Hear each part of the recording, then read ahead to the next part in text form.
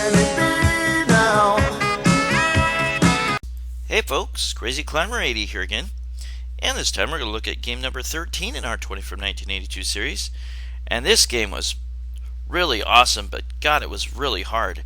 This contains voice samples and an incredibly creepy antagonist, one of the most scare-inducing antagonists in early arcade video games, and this is called Sinistar. This was created by Williams. It was created in 1982, perhaps released in early 1983 in arcades. But yeah, I definitely remember seeing this. This I first saw at a bowling alley somewhere in 1983, I believe.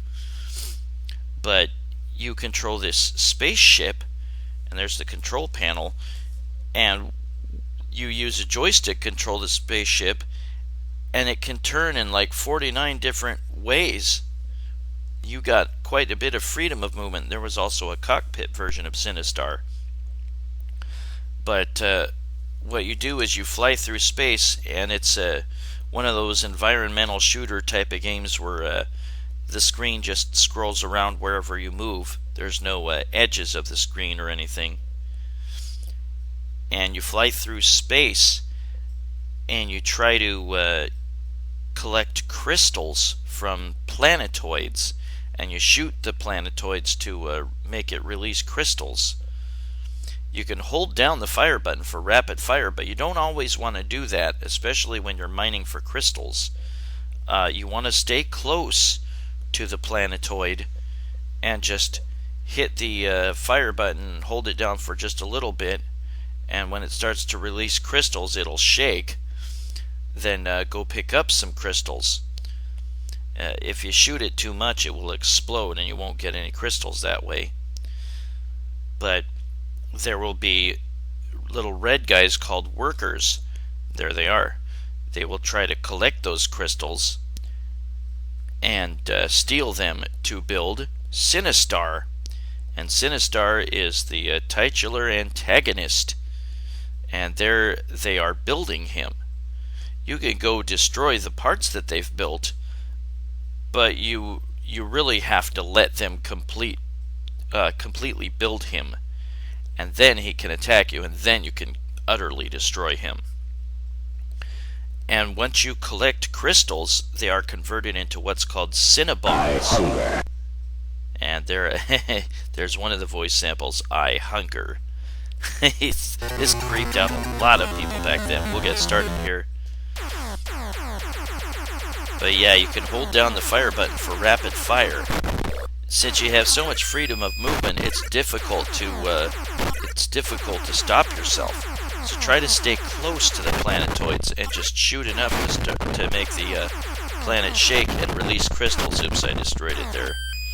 You only get like 5 points for destroying a planetoid, so it's really not worth it. Just get it to release crystals, and those workers, the red workers, can make off with the crystals and start building Sinistar. There are also moving space tanks called warriors, and those are a serious pain in the ass. They will more likely kill you than the Sinistar, and they have a turret that moves around and tries to face you and shoot you. Those guys get especially annoying later in the game, after you beat Sinistar once. But yeah, try to keep the workers from collecting those crystals.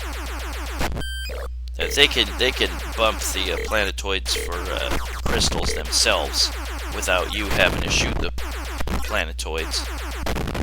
Beware, I live. And that signals that Sinistar is ready to come after you. Know that you have a know that you have a scanner screen at the top center. You can miss with your Sinibombs. You have a Sinibomb button to fire. There, I killed the first Sinistar. You have a Sinibomb button, and for each crystal that you've mined, you get a Sinibomb. And note that it says at the top left, it says empty. I'm out of Sinibombs, so I have to go mine for more. Get more than you need. It takes 13 to destroy a Sinistar. And the Sinistar actually needs 20 pieces from the workers to complete him. God, see how much the warriors shoot, even by now. The stages are, the first stage doesn't even really have a name, or the first zone. The second is the worker zone, and there's going to be a lot more workers. The third stage is the warrior zone. God damn it, guys. The third stage is the warrior zone. There's a lot more warriors. Fun times. The fourth stage is the Planetoid Zone, and there's going to be a lot more planetoids, which is nice. But unfortunately, there's still going to be so many warriors by that point. And then the fifth zone is the Void Zone, and there's far fewer planetoids. And Sinistar is almost completed, but I've got a good number of Sinibombs built up. Like I said, he has 20 pieces. He's ready to get me. He has 20 pieces that... I love it. 20 pieces that the workers need to put together to build him. Yikes. You have to let him get close so that you don't miss and accidentally hit a worker or a warrior or a planetoid with your Sinibombs. Try to get close to him, and each time you beat him, you get warped to the next zone. And as you get warped, you can shoot enemies for points. Ah, crap. Yeah, see, it's easier to die from the warriors than the friggin' Sinistar himself. Sinistar was voiced by radio personality John Doremus. Or at least they made synthesized voice samples from his voice.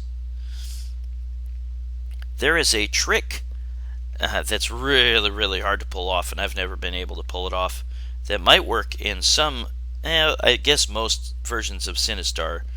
On your last life, if you get sucked into Sinistar's mouth, and I'll show you what that looks like later, while that's happening, you can get shot by one of the warriors. And if that was your last life, then all of a sudden you'll have like 255 extra lives. Yeah, I've never been able to pull that off. But we're going to look at the other zones. Like I said, the first zone is unnamed, then there's Warrior Zone, and we'll be Sinistar here. I put on cheats to make it a little easier right here. Congratulations, you defeated the Sinistar.